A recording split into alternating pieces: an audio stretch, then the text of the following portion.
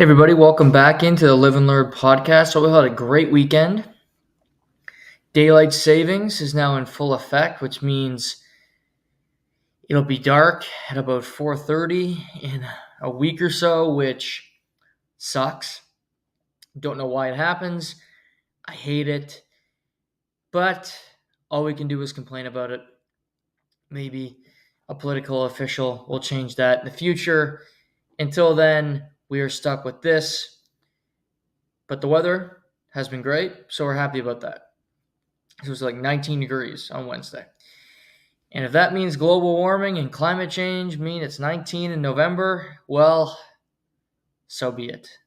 I'll accept what the earth is telling us. Which I'm sure makes people who love the earth and climate activists hate me. But, I don't care. But we have lots to dive into tonight. Huge weekend in the sports world. A number of different things to tackle. Baseball season is over. We're going to talk baseball, free agents, different opt-outs that we've seen some news on Gerrit Cole and the New York Yankees. Juan Soto hitting the market.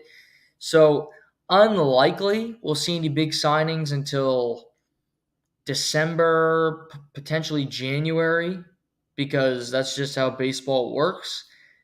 Things like to drag out. Things like to take time. The winter meetings will be in December. So when the winter meetings come, then there are occasionally signings after the fact when agents and GMs meet and discuss certain things. So we'll keep an eye out for that. But we will talk baseball later on in the program.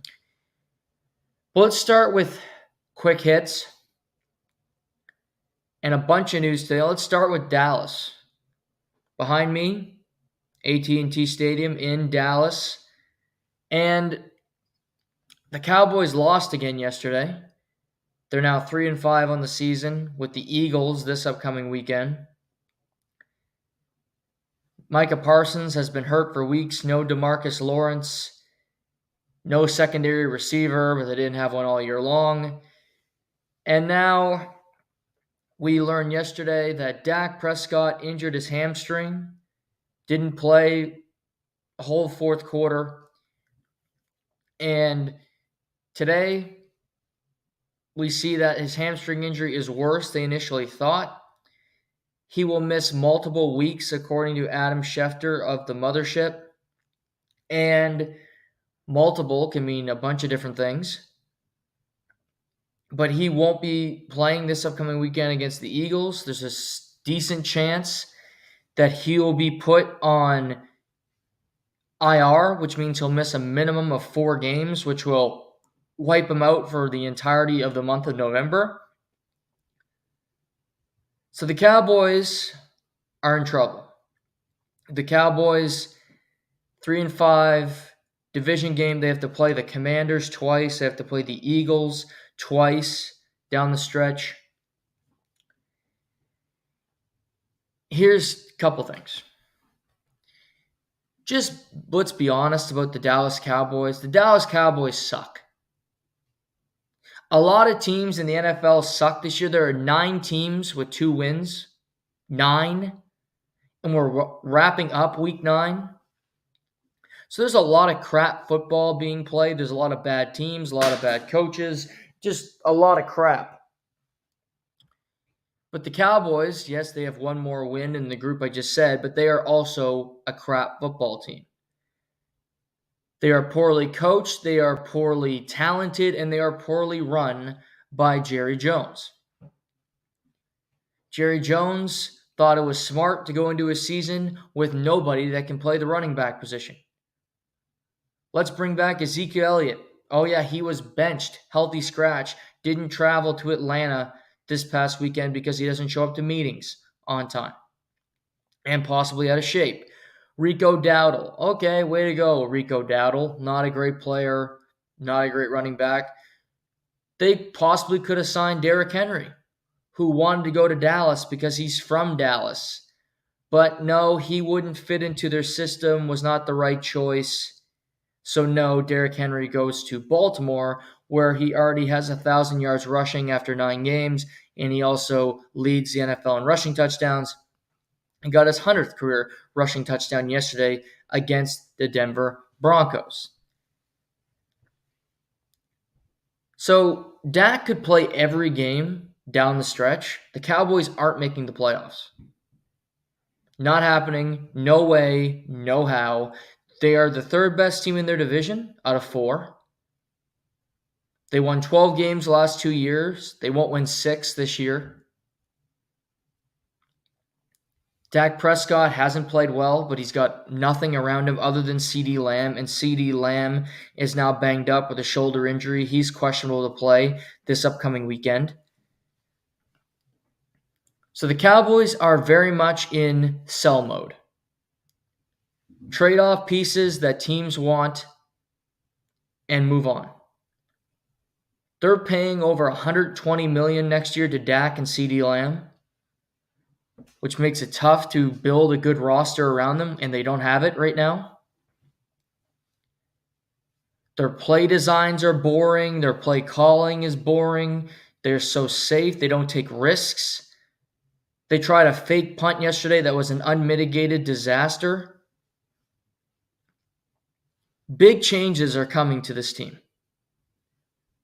Mike McCarthy will be fired when the season's over. Technically, he won't be fired because he doesn't have a year after this on his contract, but he'll be gone.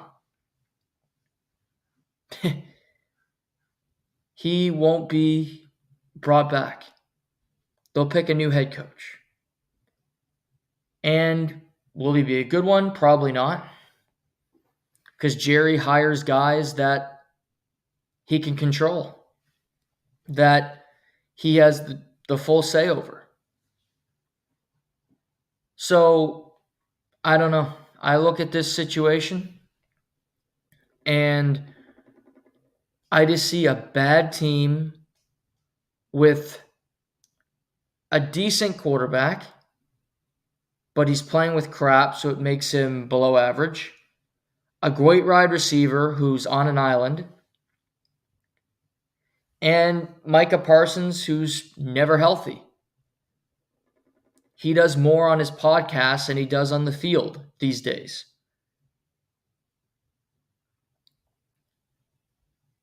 So Dallas doesn't have much that they're not going to trade Micah Parsons before tomorrow. It's not happening. I don't think that'll be the case for them, personally. They're not going to trade DeMarcus Lawrence. They're not going to trade Zach Martin, an aging offensive lineman who's a future Hall of Famer. They're not trading Dak. But Overshown, D-tackle, good player. Flashes on tape. Jordan Lewis can ball in the secondary. He could have some trade value. And the trade deadline is tomorrow, so got to make these deals quick. But that's Dallas. They're not, we're going to get hot if Dak can come back. No. They're missing the playoffs. Miss the playoffs, they're going to fire Mike McCarthy. They likely fire most of the staff, I would think. Special teams coach has been there the entire time Mike McCarthy has. Bones, Fossil, he'll be fired. Especially after that play yesterday. Brutal. So, yeah. I look at this scenario and I just go, it's too dire for this team to turn it around. They're not going to make it. They're not going anywhere. They're a bad team, period. And looking at Dallas, just go over their full schedule just for fun, just to really make it obvious that they're going nowhere fast. Home to the Eagles, home to the Texans. At Commanders versus the Giants. Bengals, Panthers, Bucks, Eagles, Commanders. Do they get 6 wins on the season? Beat the Giants again, maybe. Beat the Panthers. Maybe win a division game down the stretch against the Commanders if they're sitting out people in the last week. Maybe. 6-7 win, max team, not making the playoffs, no threat. That's Dallas. And they have nobody to blame but Jerry Jones. But this team is not going to win a Super Bowl with him at the helm. And unfortunately for Dallas Cowboys fans, this is going to sound really drastic, but it's the truth. You need to hope that Jerry Jones dies in order for you to be a team that's going to win anything. Because they haven't gotten close since he fired Jimmy Johnson. Jimmy Johnson had a great team and he knew how to coach them. Since then, Jerry hasn't hired a good coach. He's hired a bunch of yes men that are friends with him, and it's not a business transaction. Who cares if you like the people that work for you? It's ideal, but also Bill Belichick, Robert Kraft didn't always get along. Don't seem to be best of friends now. But guess what? It worked. They were successful. But he doesn't empower his coaches to make decisions because he wants to make all the decisions. He wants to be the one running the show, not giving the power to his head coach. Because if they get any of the credit, it'll be too much for Jared. He wants it. He wants the Super Bowl, but on his terms. He shouldn't be the GM. He's the owner. He's not a football person. He doesn't scout. They don't know. He's had a lot of winning seasons. Credit to him. However, you're never close to, you're losing in the wild card every year. You might win a division every now and then, but okay, then you lose in the first round of the playoffs with a home playoff game. Who cares? You just gave Dak a record-setting extension. And I think Dak's a good quarterback, but if you're paying him all that kind of money, it means you can't put a great team around him, and I don't think he can overcome a shitty roster. I know he can't.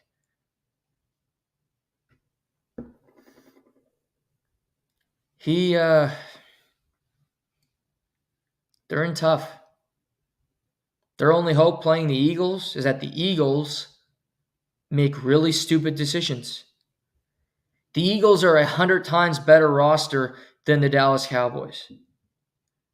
But the Eagles' biggest flaw is their head coach, Nick Sirianni, who's another idiot, who goes for 2 after every time. And Nick Sirianni is a Madden head coach. And what I mean by that is, when I used to play video games and I'd play Madden growing up, I'd never kick the extra point. You know why? Because extra points suck.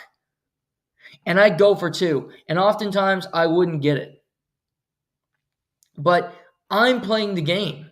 It's a controller. You're playing against a computer. And if I lost, okay, I lost a stupid video game. Yeah, I'd still probably throw the controller, but it's a stupid video game. It's irrelevant. This is your profession. You are on thin ice in Philadelphia. The fact that you weren't fired last year is a miracle in and of itself. After being 10-1 and then having a disaster and losing to the Bucks in the playoffs, not even winning your division after a 10-1 start.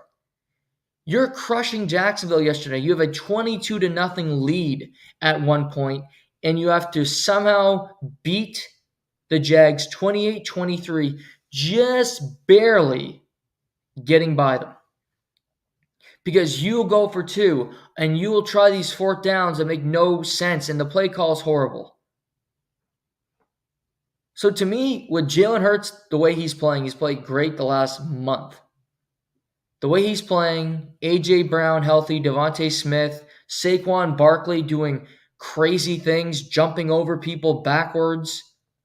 He had almost 200 total yards yesterday, 2 touchdowns. The way all that is going, the Eagles can compete with anybody, not named Detroit. And we'll get to Detroit. You can beat anybody. You can beat any other team in the NFC, including the Commanders, who are in your division, who are really good. But Nick Sirianni wants to try to get himself fired, wants to try to get his team to not make the playoffs, to make stupid decisions. He's the head coach. He has to be smarter than this.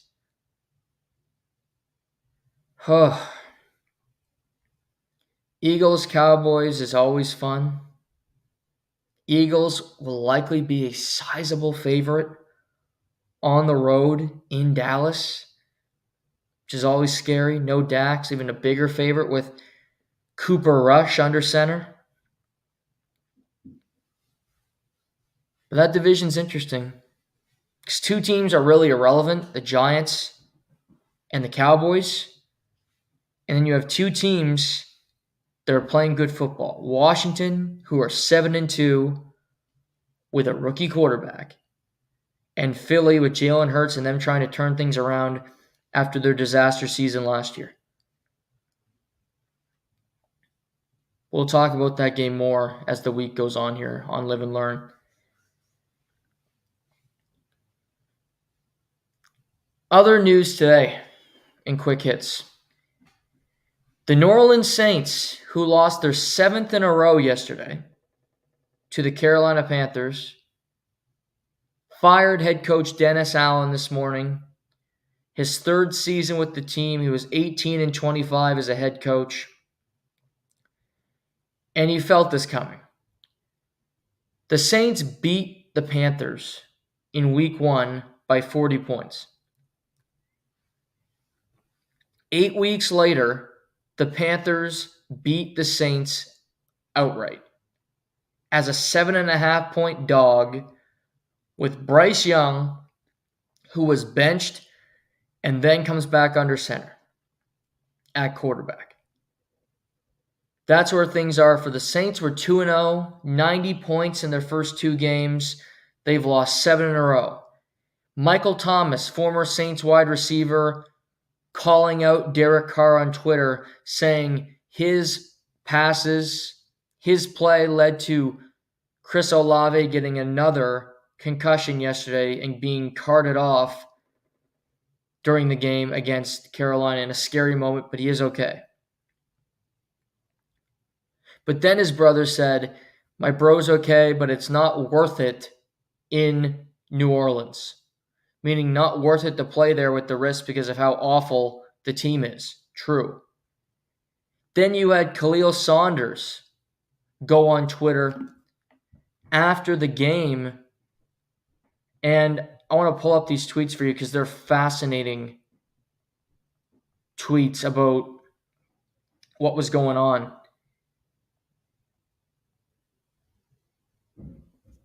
Let's see this for the Saints. Because he was feeling it after the game. So he went on Twitter and called it the Cottonelle Doo-Doo Bowl, the Saints versus Panthers, which is good. That's funny. He then said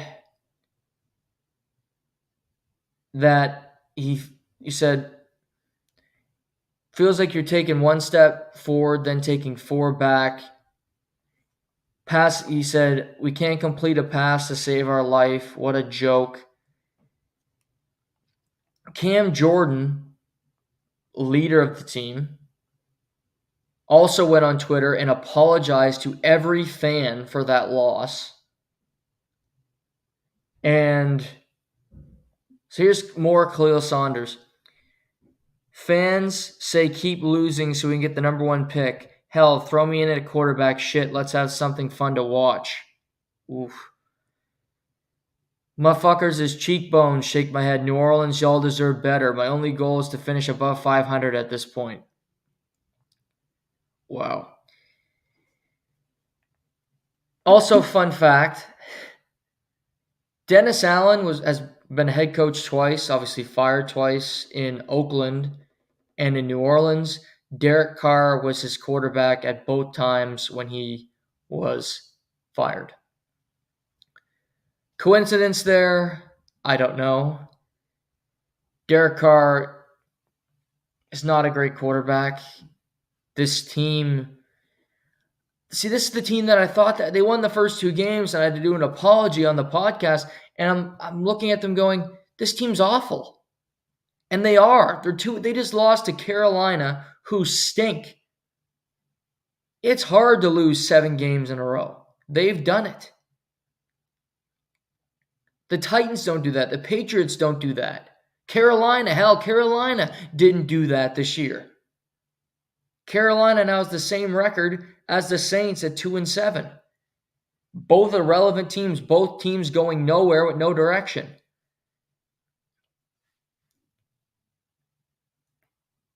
It's an old team with bad contracts that'll be trying to trade Marshawn Lattimore before the trade deadline tomorrow. Still a good cornerback. They should try to trade Cam Jordan, give him a chance to play for a contender for once in his career. But this is a long time coming.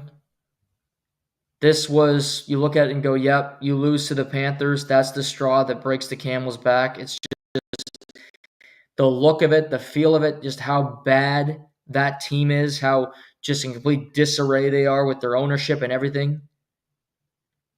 Got to be embarrassing for their owner, Mrs. Benson. The Saints are a nothing team. They're going to prepare to play Atlanta. Their special teams coordinator is now their interim coach for the remainder of the season. But if I'm the Saints, I'm playing Spencer Rattler. I'm playing Jake Haener out of Fresno State at quarterback the rest of the year. I don't care about Derek Carr. We've seen Rattler play. He's not great. Probably not going to be an NFL quarterback. Can Jake Haener play? Can any of them do it? Can any of them prove to be a backup at least going into next year? Because you're done with Derek Carr. He's not coming back. He's probably going to retire because I don't think he gets another job in the league. So all that being said, you go, okay, let's move off of this. Let's try out these younger kids. Yes, we got a veteran team, but I think they give you as good a chance to win as Derek Carr does. He lost to Carolina yesterday, for Christ's sake. Try out the kids, give them reps, see what they can do. And at least you have that peace of mind going, okay, we know what we have here, and we know going into this draft, we need a quarterback. Maybe that's Shedeur Sanders. Maybe that's Carson Beck. Maybe that's Quinn Ewers. There's a bunch of guys that have good tape this year in college football that you could look at and go, okay, we'll bring him into the fold. He's our quarterback of the future because it ain't anybody here. But the Saints fired Dennis Allen. I knew this would happen by the end of the year. It just so happens it's gone down at the end of week 9, and the Saints move forward without him. Midway through his 3rd season, he's out in New Orleans. And he was there a long time because he was the defensive coordinator under Sean Payton. So long time with that organization, but that was it for them today with him. Other firings in the NFL. The Las Vegas Raiders lost again yesterday to the Cincinnati Bengals. They got blowed out. And early this morning, they fired their offensive coordinator, Luke Getsy, their quarterbacks coach, and their passing game coordinator. Luke Getsy was the offensive coordinator for the Bears last year. He was fired. First year in Vegas, he gets fired there. Vegas heads into a bye week. They're 2-7. Gardner Minshew has been benched something like 4 times this year. They played Desmond Ridder yesterday, who was this is his 3rd team this season for being on multiple practice squads.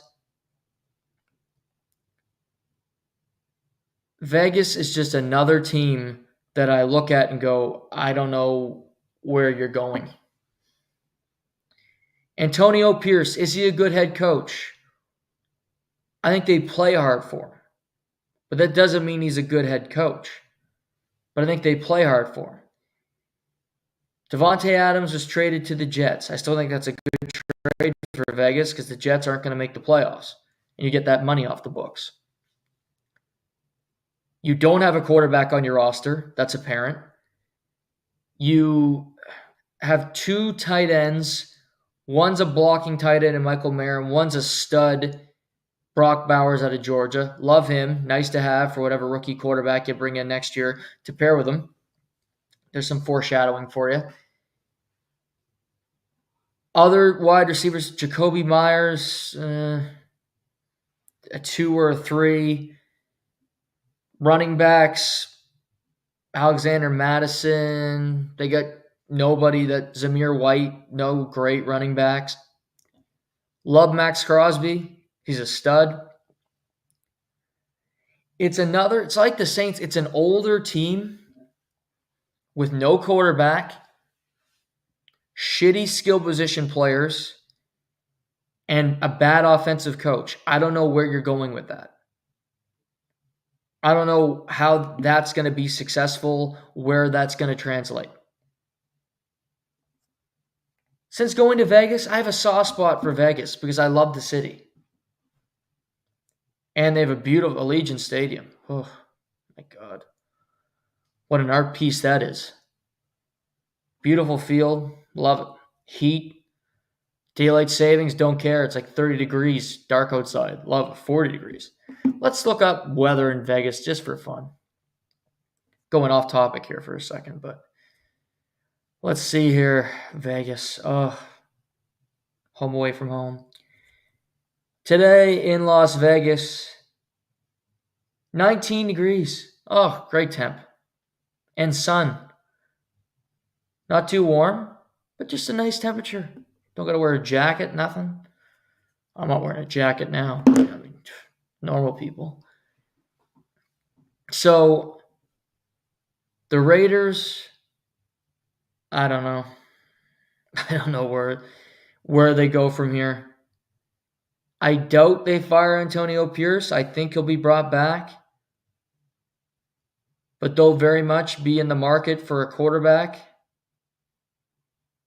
Very much in that Shedeur Sanders sweepstakes. Looking for a guy to come in. They haven't really... Derek Carr was in Oakland a long time, was in Vegas for a bit. Since they got to Vegas, they haven't really had a quarterback. Let's be honest. They haven't had somebody that they've trusted. Haven't had somebody that they look at and go, okay, he can play, he can ball. So, all that being said, I just go, yeah, I don't know where this team goes, what they're bringing to the table, what their future is. What it tells me is it's another team in that division against Kansas City that are not going to be a threat anytime soon. Anytime soon. Despite the fact that they beat the Chiefs last year and they covered against the Chiefs 2 weeks ago. But this team's not a playoff contender anytime soon. They don't have a quarterback. They have nothing in Vegas other than a great stadium and weather, which I would take, mind you. But they're big trouble. But yeah, some troubling stuff there. Haven't even got the... We'll get to headlines here in a minute. Also, how about the Ravens yesterday? I told you to bet on the Broncos, and that pick was dreadful. We went 2 for 3 in the other, but parlay didn't hit. You take it on the chin. You accept your losses. You move on. And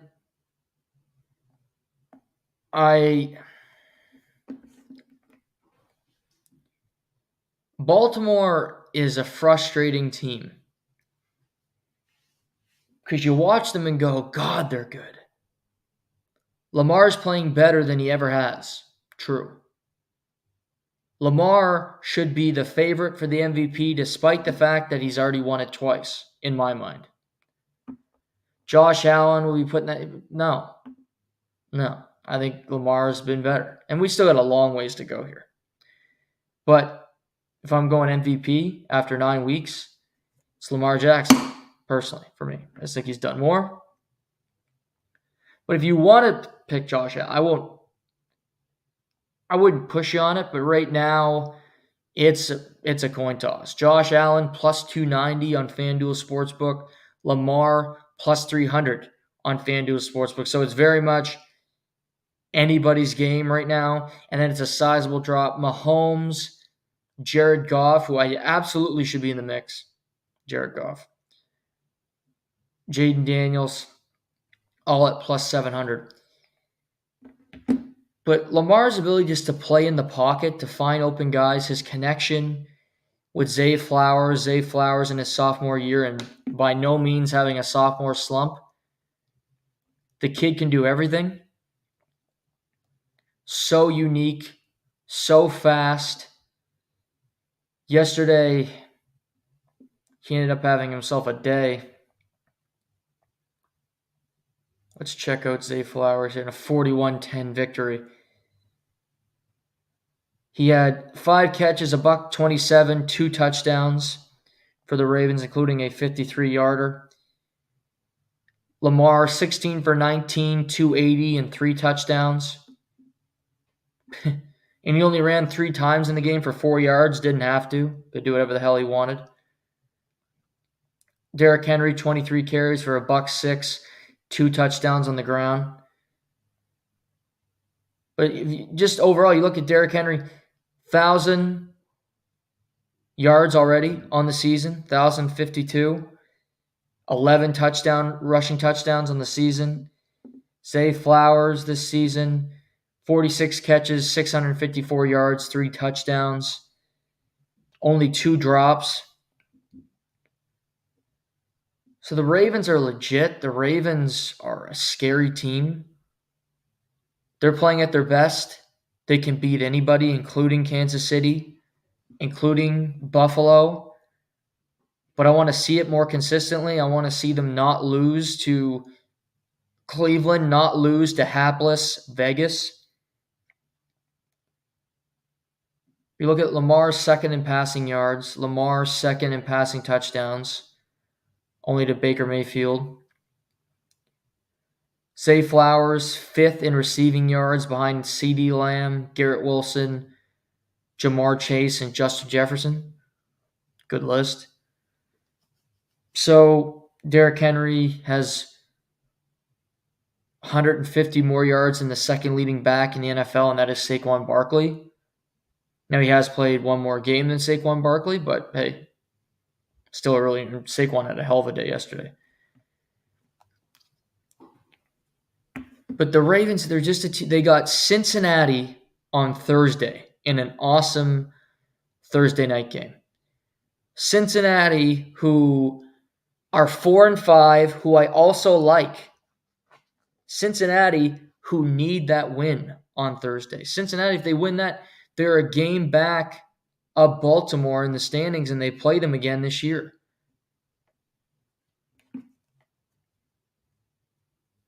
An early line on that game. That's a great game.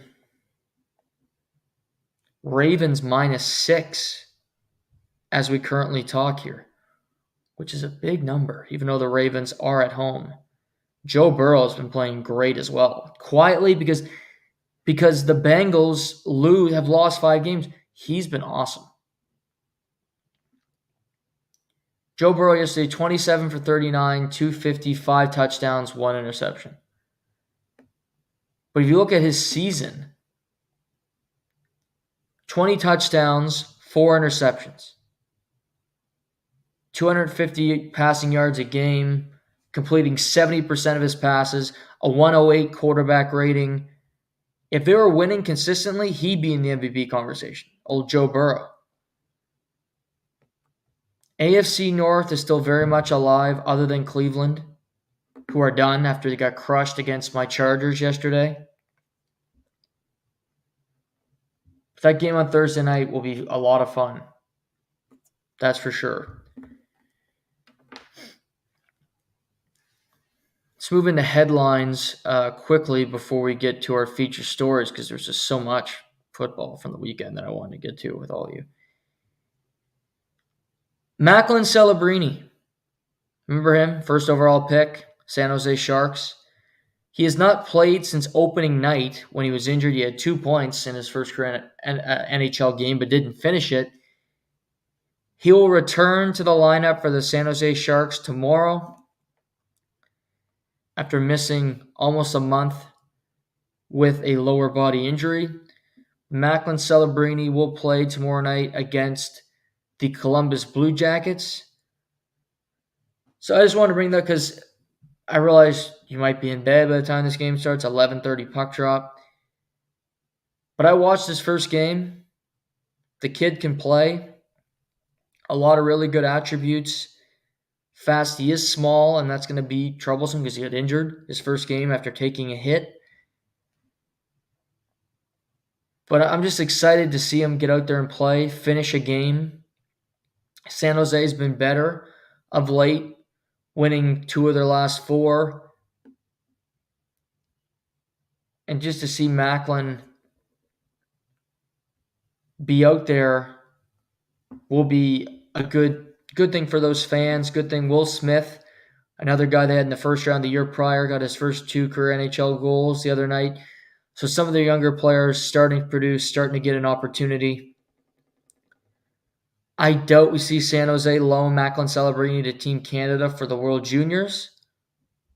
But depending on how much ice time he's getting and how he develops after returning, always an option. But I just wanted to bring that up as well. Macklin Celebrini will return for San Jose tomorrow night against Columbus.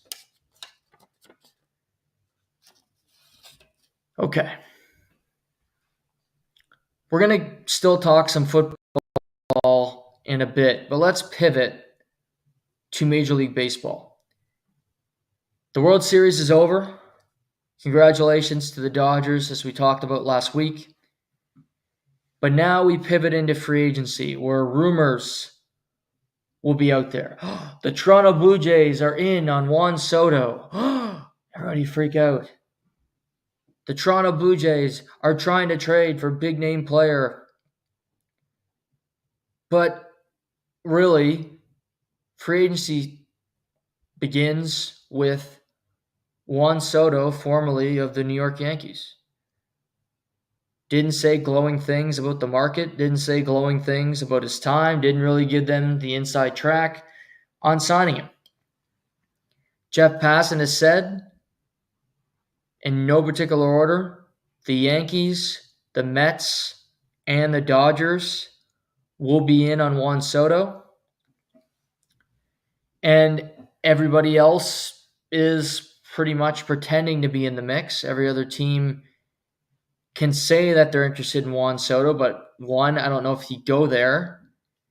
And 2, are they willing to pay the price, which will be $600 to $700 million to bring him in?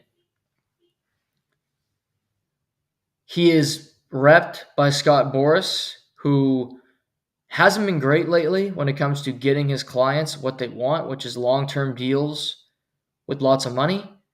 He screwed it up for Jordan Montgomery. He screwed it up for Cody Bellinger. He screwed it up for Matt Chapman.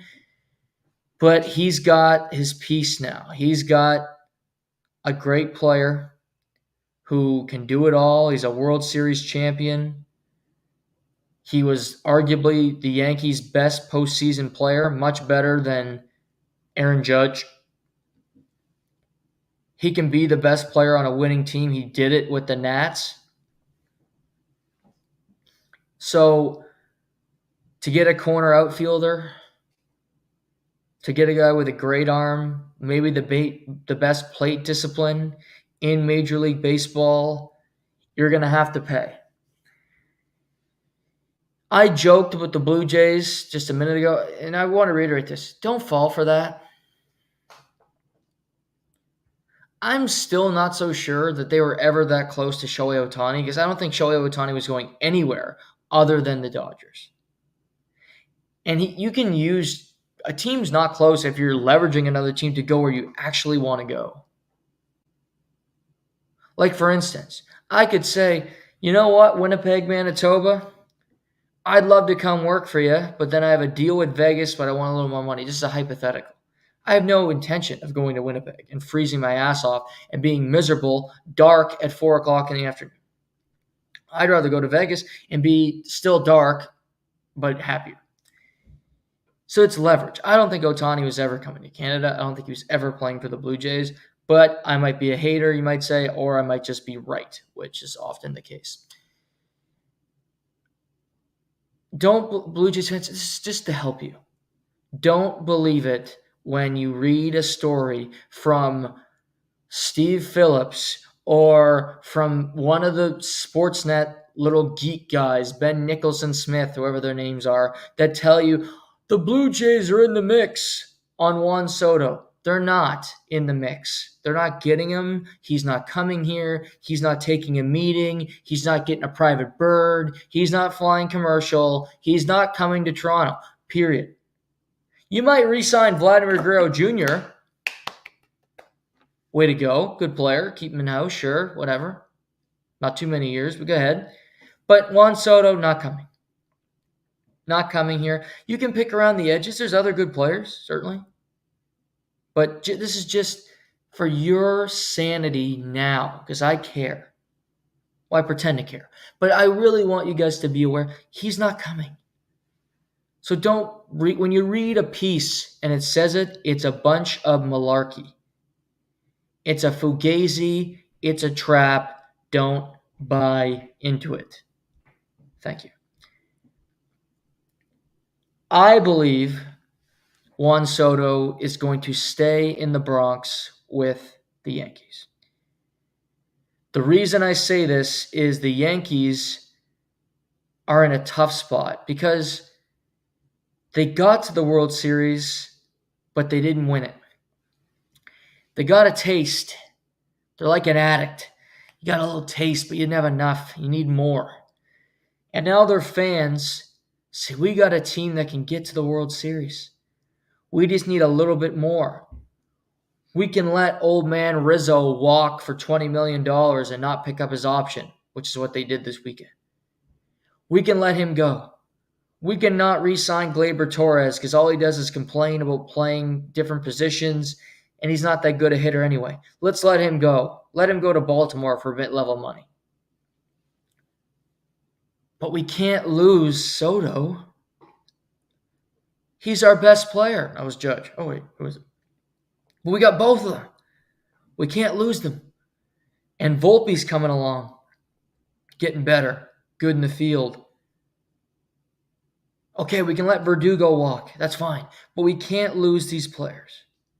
So I think Soto will return to the Yankees. If he doesn't go to the Yankees, I think he will go to the Mets for a sizable number of money. The Mets are another team that will be pressed to do something because you know why? They were in the CS. They took the Dodgers to more games than the Yankees did. Fun fact.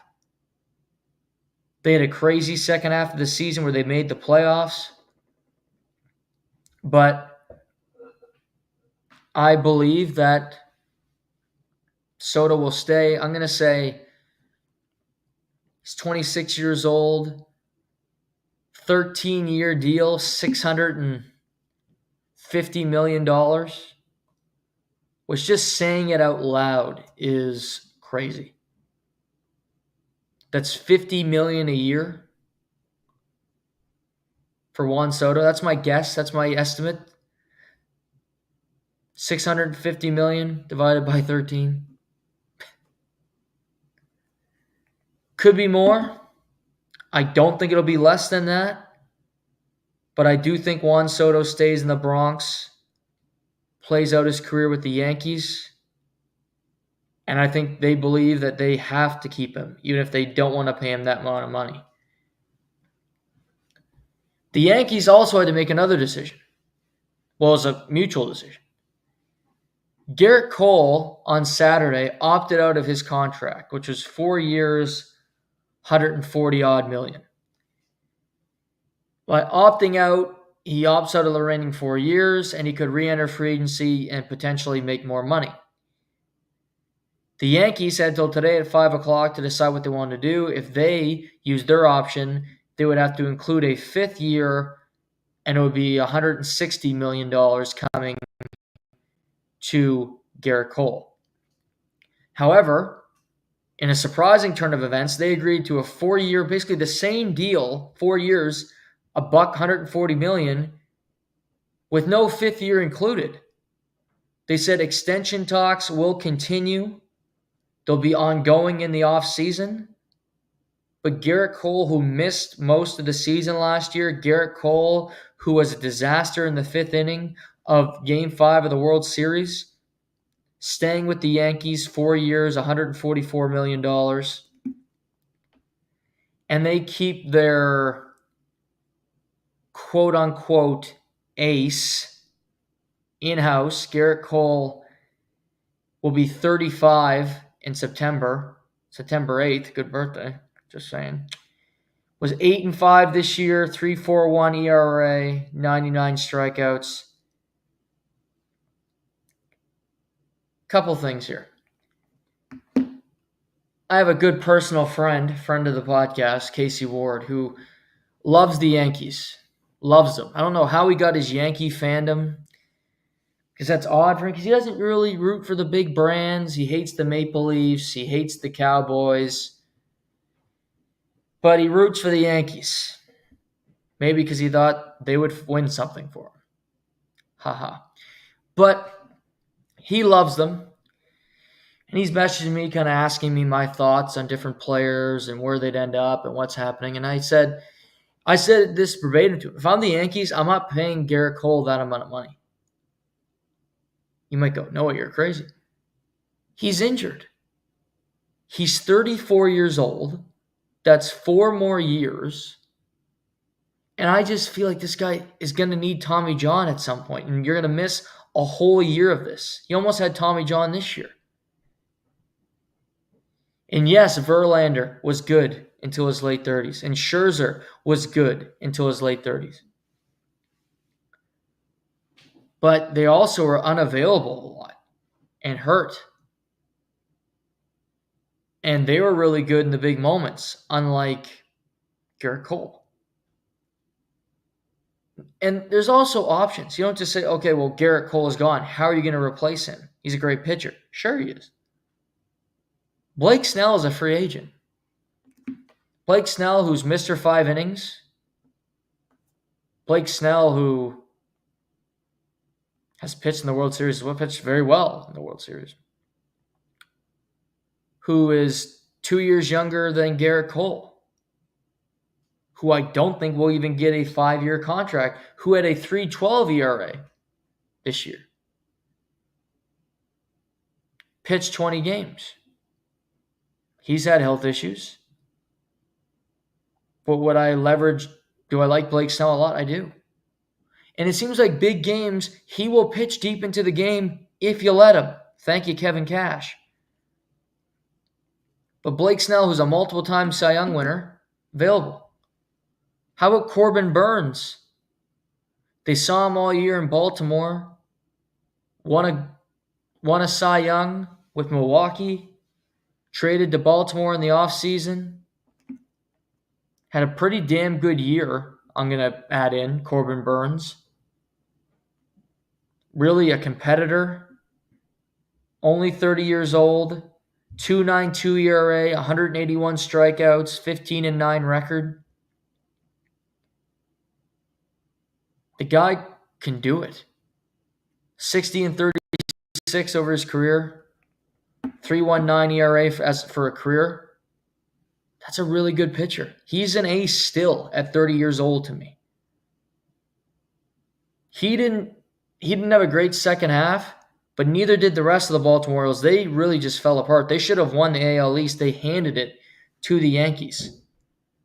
Just 2 pitchers. Max Fried with the Atlanta Braves, a free agent. There's good pitchers available on the market for the Yankees if they didn't want to keep Gerrit Cole. Now, by keeping Gerrit Cole in-house, they need to bring in at least one of those guys I just named.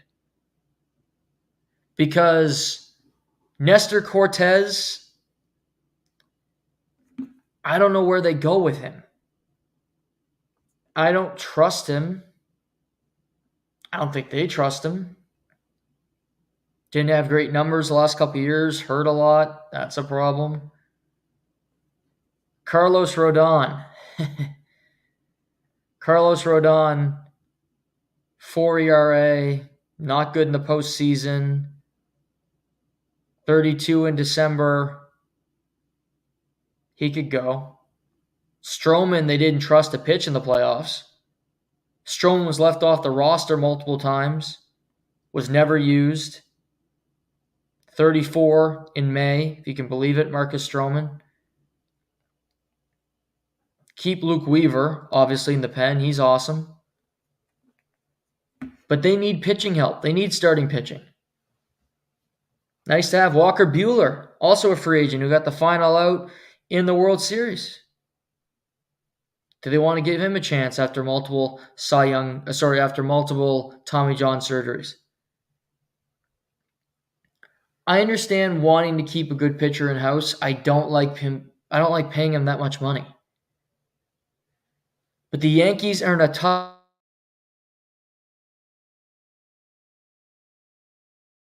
spend.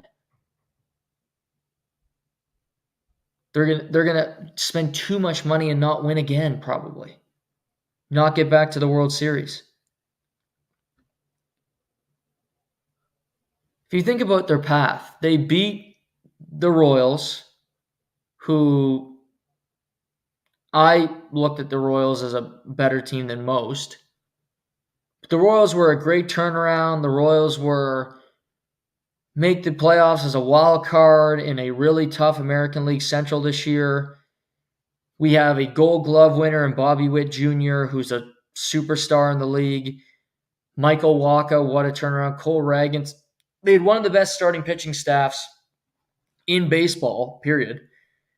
And they got to the playoffs with Salvador Perez at his age still catching, way to go, and a bunch of unproven bats. But they got there. So you beat them. Then you get to play Cleveland, who's the reverse New York.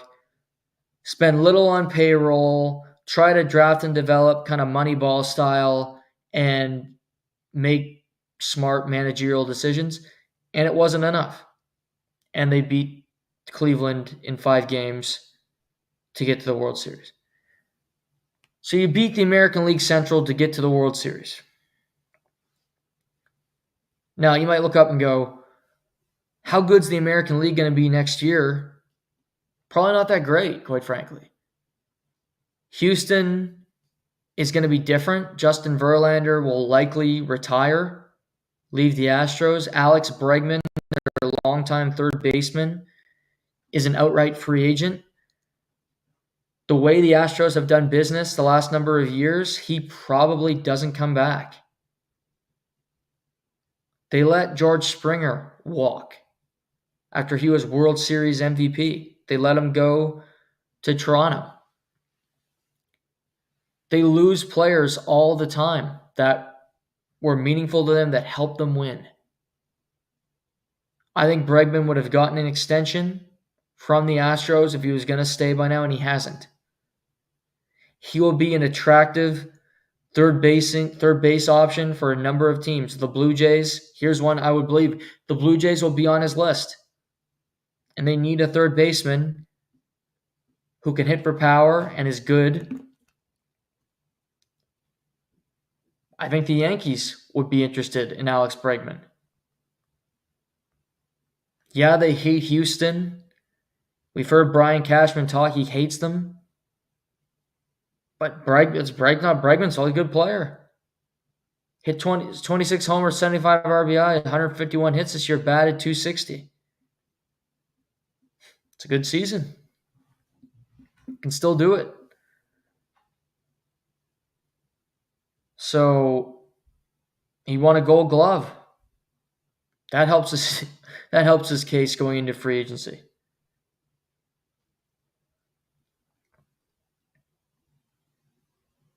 Maybe he goes back, but you let Correa go. You let Springer go. So these are just some of the names that are available.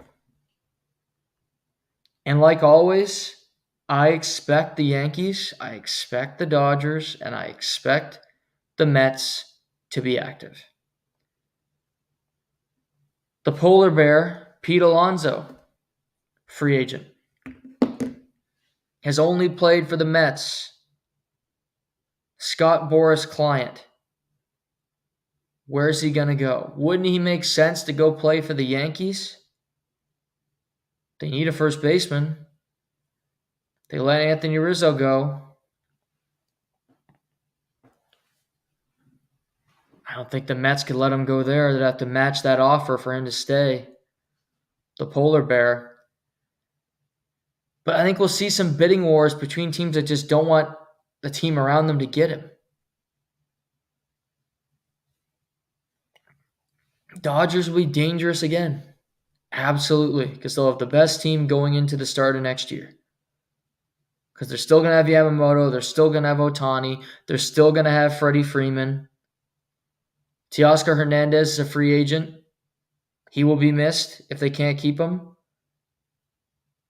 But they can make it work. But he was a good player for them all year long and in the playoffs.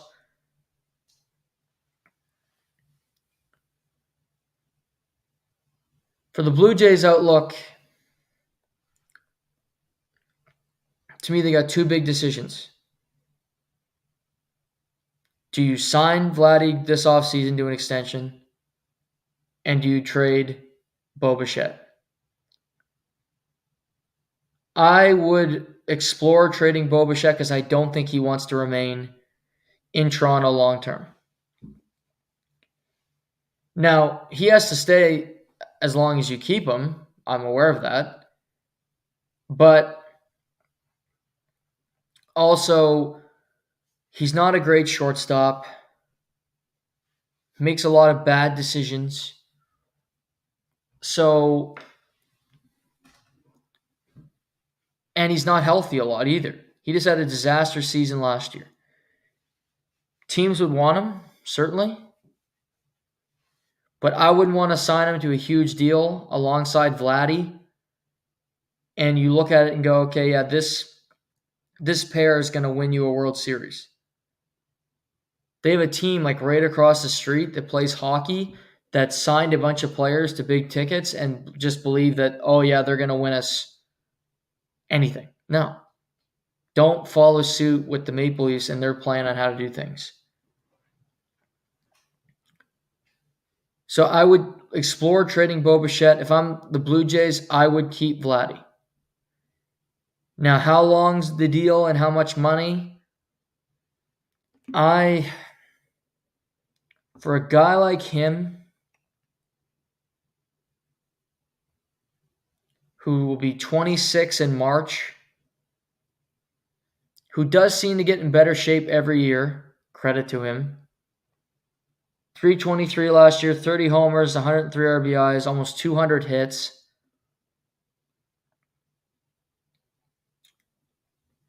Was great.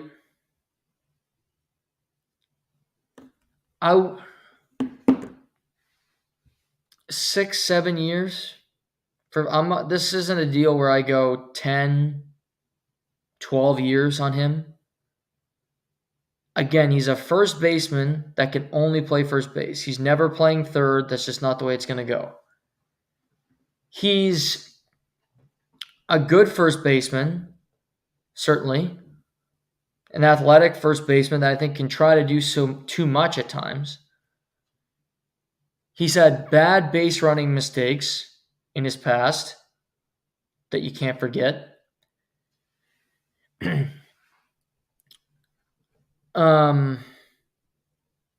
I just worry about the health. I worry about just that body long term.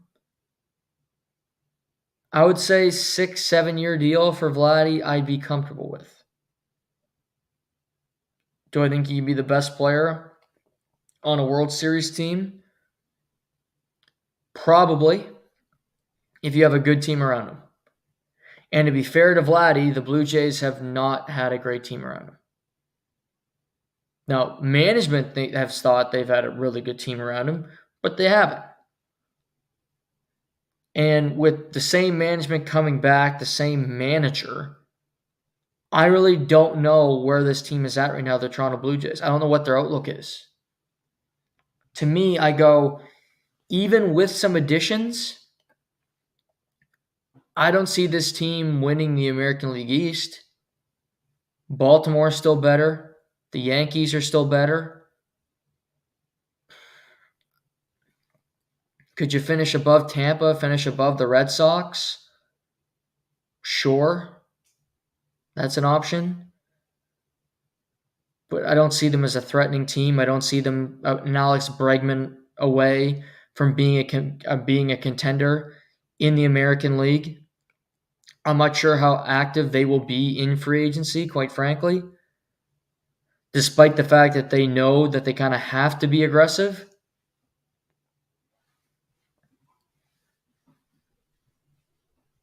But I don't know how good a manager John Schneider is. I don't trust Ross Atkins. I don't think John Schneider gets to make decisions on his own because Ross Atkins and Mark Shapiro make every decision because it's just an analytics-based team, and that has resulted in no winning for them.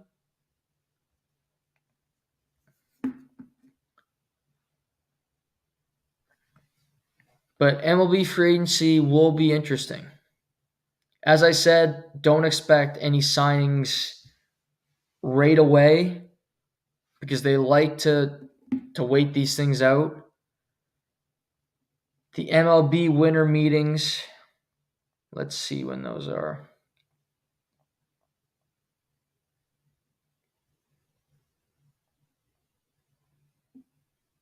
Find the date here.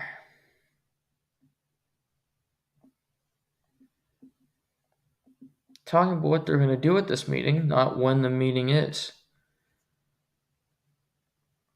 Date. Let's see here. December 9th to 12th in Dallas, the MLB winter meetings. So almost a month from now, I would expect to see some things happening in the Major League Baseball front. You'll hear at least reports on Juan Soto and how things are progressing and what teams are interested in him, I would think, around that time.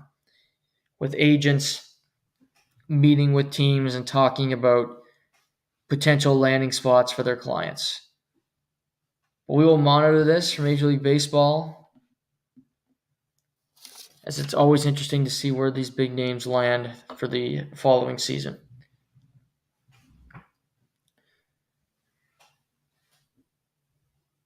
The Detroit Lions, huh?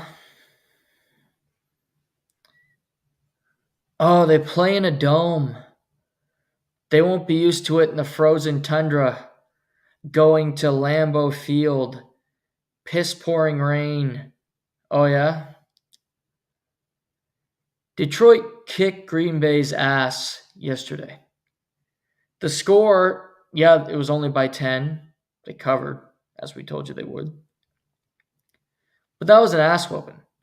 That was Detroit telling Green Bay, okay, you're cute.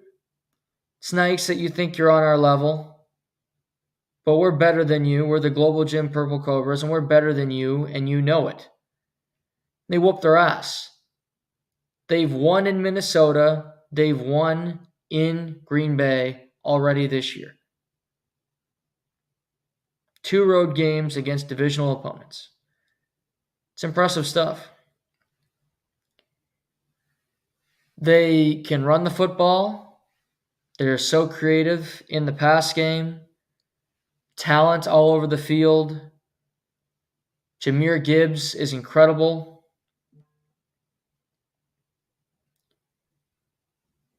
Detroit they can do it all. Brian Branch was ejected from the game when I thought it was a bullshit ejection. Aiden Hutchinson is out for the season. And yet, it's as if they don't miss him. It's as if it doesn't matter.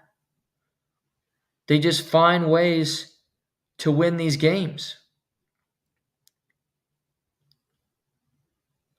Jared Goff, I said this when we talked about MVP odds. I think Jared Goff should be higher. I think he should be a co-favorite. He has more touchdowns than incompletions the last 8 weeks that he's played. Not a small sample size.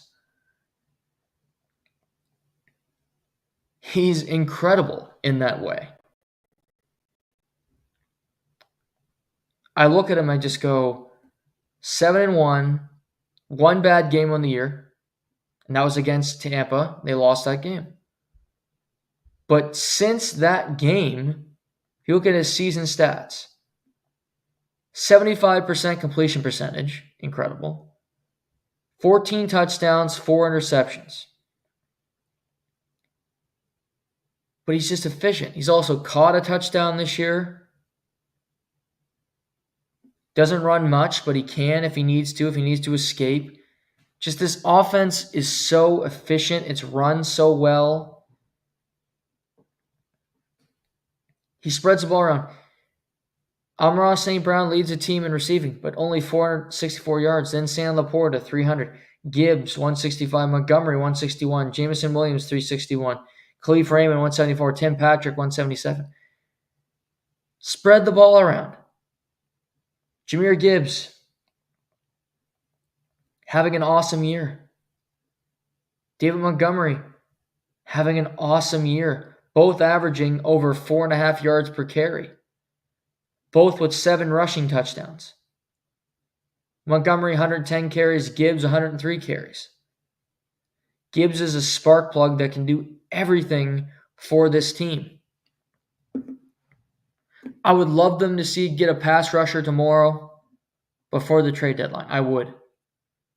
But even without one, I think the Lions are the best team in football. Even better than the Chiefs, who we'll see play in a little over an hour.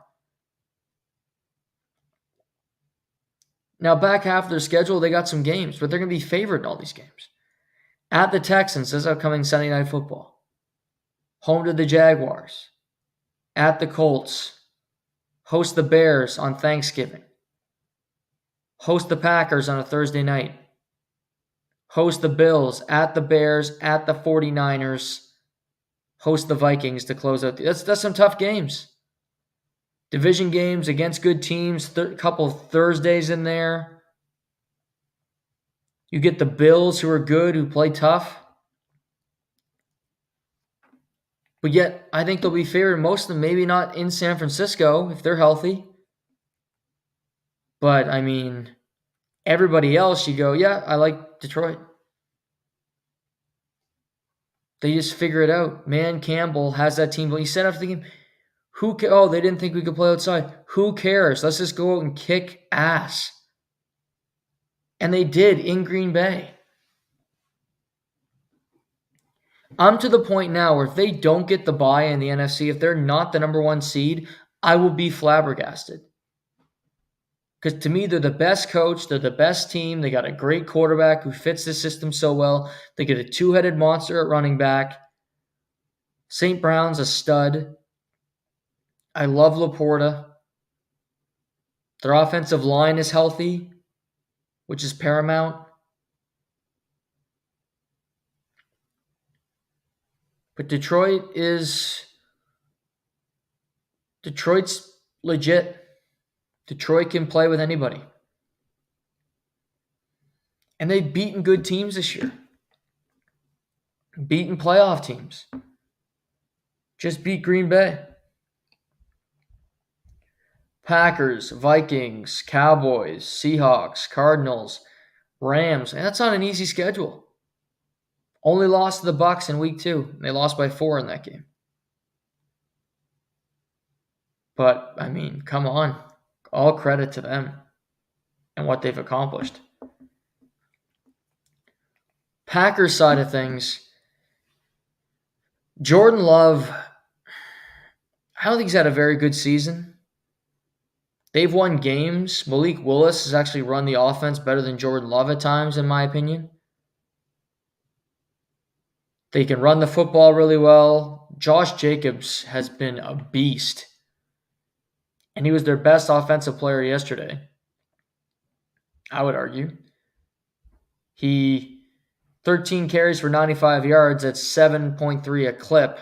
Should have gotten more carries even while down, in my mind. But they were running the football well. They just didn't do it enough. But Jordan Love had another interception, fumbled 3 times, didn't lose any of them, but fumbled 3 times. This season, Jordan Love, you look at his season, completing 61% of his passes, brutal. 88 quarterback rating, 15 touchdowns, 10 interceptions, 4 fumbles, hasn't lost any of them, but 4 fumbles.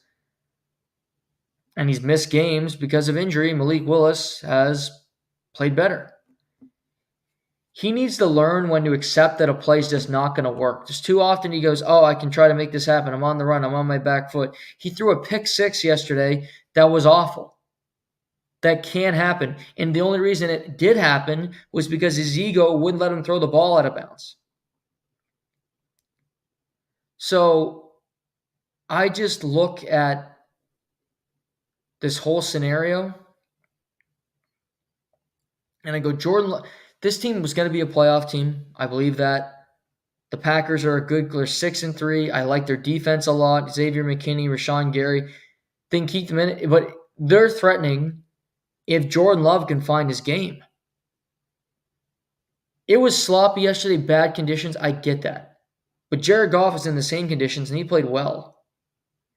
And Jordan Love was in those conditions, and he looked deer in the headlights.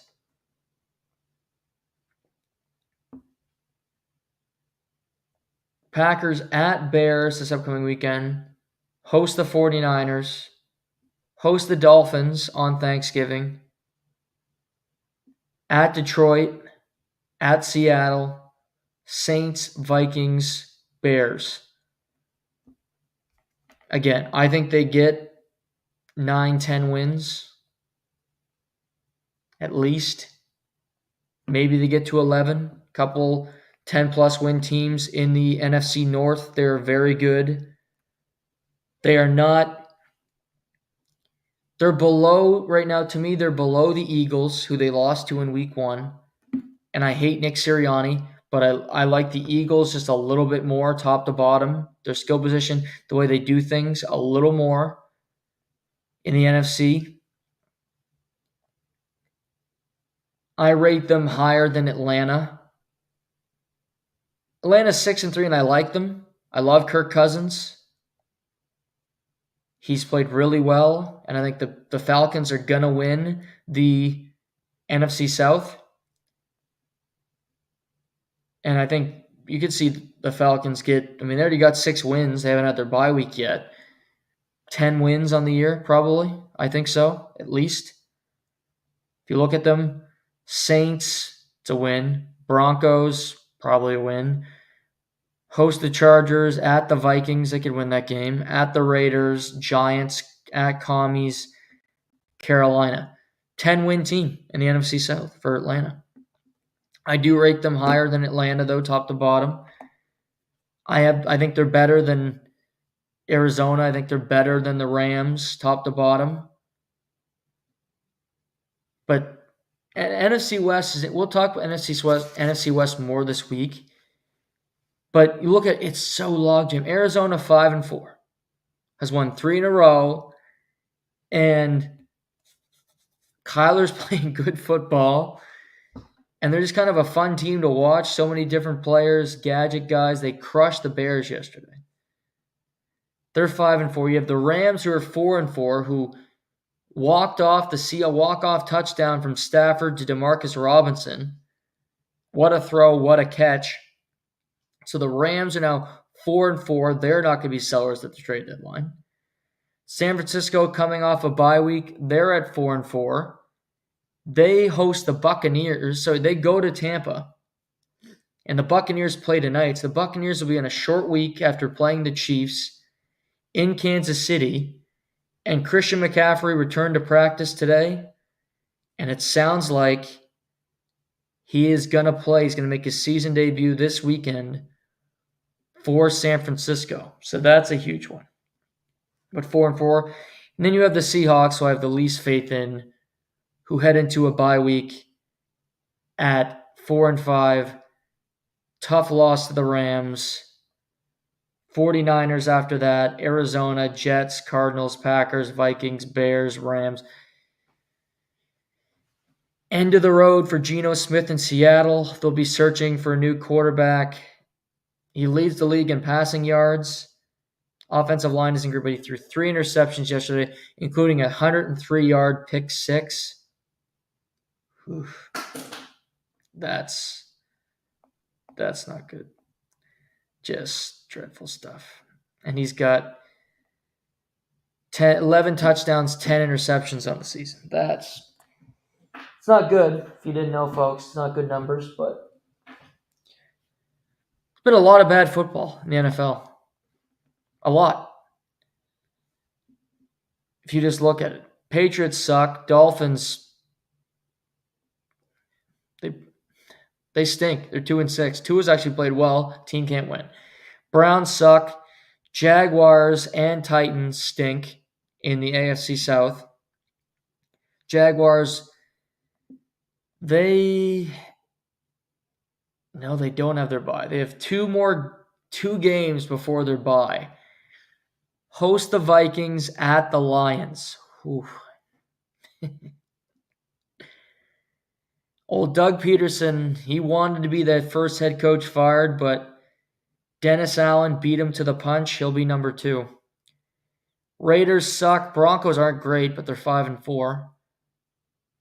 Giants are terrible. Cowboys are bad. Bears are... Matt Eberflus, another guy, will be fired. Saints, Panthers, both dreadful. And then Seattle's kind of getting into that mix as well. Now, tonight's game, Monday Night Football in Kansas City, undefeated Kansas City. Here's the thing. I love the Chiefs. I just saw Taylor Swift walk in. Thank God for that, day before Election Day. I'm so thankful to see her there, I'll tell you. I joke. But, hey, if she wants to go watch her boyfriend play, I'm all for it. Just don't show me 100 times on TV. We'll move on. The Chiefs, wounded Bucks. No Chris Godwin. No Mike Evans. But the Bucks compete. Baker Mayfield, he played in the Big 12 with Patrick Mahomes. Patrick Mahomes played at Texas Tech. Baker Mayfield played at Oklahoma. He'll come out to play tonight. I think he'll play well. Mahomes hasn't been great this year. I like the Chiefs to remain undefeated and get the win. But I like the Buccaneers. It's 9.5 points. We just saw this line with the Raiders, and the Raiders are worse than the Buccaneers. The Buccaneers can score. The Buccaneers can play a little offense. I got the Bucks keeping this within 10 points. I like the Bucks to lose on the road, but to make it competitive in Monday Night Football. So I got the Buccaneers tonight plus 9.5 to not win the game outright, but to cover the spread. Kansas City will move to 8-0 on the season, remain with the best record in football, on the best team, but I got the Bucks to cover. And you got the Chiefs with the Buccaneers tonight, then the Broncos before their heavyweight tilt 2 weeks, so 13 days from now, in Buffalo on October 17th. The Bills, who are 7-2 and are still in the mix to get that number 1 seed if they can beat the Chiefs, get a couple bounces go their way. They got a pretty soft path the rest of the way. If they can beat the Chiefs in that game, you never know. But I got the Buccaneers tonight plus 9.5. NHL, where are we? Maple Leafs lose twice over the weekend, once in St. Louis, then in Minnesota. They lost to St. Louis basically twice in 10 days, which is rough. Losing to Minnesota, who's had a good start. The Maple Leafs can't find consistency. The Maple Leafs can't find, Chief can't find players he likes on that third line. Playing Tavares with Nylander, it works to an extent. But also you go, okay, the third line suffers. Nick Robertson hasn't really found a role with this team. Nick Robertson has struggled, I would argue, to make a name for himself, to earn a spot on this roster long term, with 1 goal in like 10 games this year and just hasn't been all that impressive.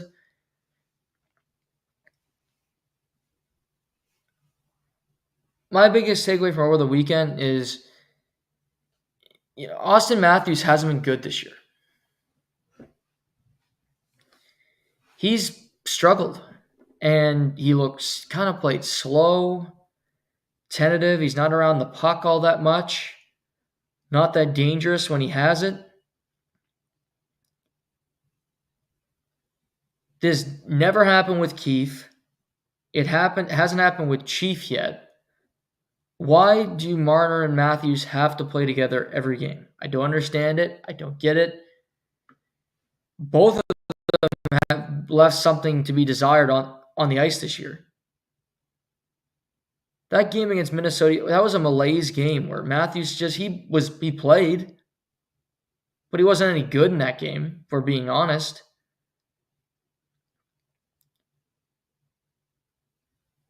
Toronto, I think you're happy with Stolarz. He was really good yesterday and he got you a point, so credit to him. But they need to find consistency. They need Yarncroke to come back so he can be inserted into the lineup. Sounds like they could have Hakanpää back this week, potentially tomorrow against the Bruins. And that would likely mean Matt Benning, who they just got from San Jose, and Phil Myers will be sent to the American League. But Hakanpää and Connor Dewar could be back, could be reinforcements for this team moving forward.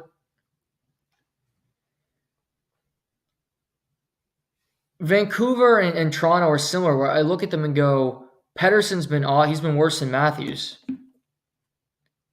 He's playing like an entitled little brat. That's how I would describe Elias Pettersson's game, where it's as if he doesn't want to be on the ice. It's as if he doesn't care that much. Petulance. Like, they beat San Jose barely on Saturday night, but Pettersson has 4 points in 10 games. It's not all about points, Noah. I've made that argument many times. But he's doing nothing when he's on the ice. And this hasn't been a big points team because nobody's at a point per game so far. Nobody on this team. Connor Garland's tied for first in points. Congrats to him. Jake DeBrusk hasn't been good. Danton Heinen's been quiet. Sprong's been quiet. Hronik's been quiet. This team is just kind of playing lethargic hockey. They're in Anaheim tomorrow, in Los Angeles. They play the Oilers Saturday night. They need to wake up. The Oilers, at least, they've won a couple in a row. Leon Draisaitl has woken up. Zach Hyman goals in back-to-back games. Draisaitl looked like a beast the last couple nights. He just said, we're winning these games, point blank in the period. I don't care what we have to do. I'll drag this team to a win. And guess what? He kind of did. And I applaud him for it. And they got New Jersey tonight. But Edmonton's showing more fight, more firepower than a team like Vancouver or Toronto, quite frankly, at this point. Winnipeg. How about 11-1, the Winnipeg Jets? Kyle Connor, 12 straight games start the year, 12 straight games with a point. Awesome. Team win. Scheifele, Iafallo, Sandberg, Ehlers, Perfetti, Stanley, Nemestikov, all different goal scorers against Tampa Bay yesterday. Beat a good team. at home, but they beat a good team. We're going to talk more hockey. It's at Leafs Bruins tomorrow. I'll recap that on Wednesday's show. You also got on Wednesday Utah and Winnipeg, Wild Blues, Canucks, Ducks, which I'm going to watch that game and we're going to talk about it because I want to get back to Vancouver. I'm also going to watch some of Macklin Celebrini. But before we wrap today, I want to give a shout out. I want to give some applause to a player that a lot of people seem to have turned on because he shared a political opinion, which God forbid you do that. You don't agree with somebody. And God forbid him being from Russia. But suck on it, everybody. Alex Ovechkin, 14 points in 11 games. That's more than old Poppy up there in Toronto. 7 goals, more than that, more than McDavid, more than these best players. 14 points in 11 games. 7 goals. And I think he's going to break the streak this year. If he doesn't this year, he'll do it next year. But Alex Ovechkin, already the best goal scorer of all time because he doesn't need to break because he's been doing it, scoring on actual goalies and not goalies with no damn padding or helmets. I kid. I love Gretzky. But Ovechkin is the best goal scorer of all time. He's having a great start to the year. The Washington Capitals are 8-3. Their loss last night was to Carolina, who are a quiet 8-2. They're beating it. They're mauling it. They went out west, Western Canada. Oilers, W. Flames, W. Kraken, W. Canucks, W. Home to the Bruins, spank them 8-2. Playing the Capitals, beat them 4-2. They are on a tear right now. The Carolina Hurricanes quietly doing their thing. Capitals quietly doing their thing at 8-3 with Ovi lighting the lamp every other night. Them actually winning games, unlike these teams get talked about. I love Ovechkin. Some people don't care because he'll get the streak and I'll win in the end. That's it for tonight. Fun show coming off a weekend. We'll have lots to break. NFL trade deadline. Tomorrow we'll recap to that. On Wednesday's program, we'll talk about Leafs Bruins amongst other games. So stay tuned for that. Until next time, I'm your host, Noah Warren, and this is the Live and Learn podcast.